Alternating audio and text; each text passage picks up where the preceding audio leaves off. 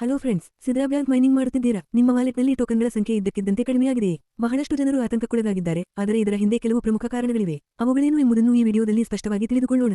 ನಾವು ಇದುವರೆಗೆ ಮೈನಿಂಗ್ ಮಾಡಿದ್ದು ಸಿದ್ರಾ ಪಾಯಿಂಟ್ಸ್ ಎಸ್ಪಿ. ಈಗ ಸಿದ್ರಾ ತಂಡ ಇವುಗಳನ್ನು ಸಿದ್ರಾ ಕಾಯಿನ್ಸ್ ಎಸ್ಸಿಗೆ ಬದಲಾಯಿಸುತ್ತಿದೆ.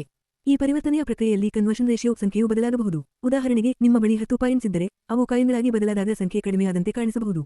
ಎರಡನೇ ಕಾರಣ ಕೆವೈಸಿ. ನಿಮ್ಮ ರೆಫರೆನ್ಸ್ ಮೂಲಕ ಬಂದ ಪಾಯಿಂಟ್ಗಳು ನಿಮ್ಮ ವಾಲೆಟ್ಗೆ ಸೇರಬೇಕಾದರೆ, ನೀವು ಮಾತ್ರವಲ್ಲದೆ ನಿಮ್ಮ ಕೆಳಗೆ ಜಾಯಿನ್ ಆದವರು ಕೂಡ ಕೆವೈಸಿ ಪೂರ್ಣಗೊಳಿಸಬೇಕು.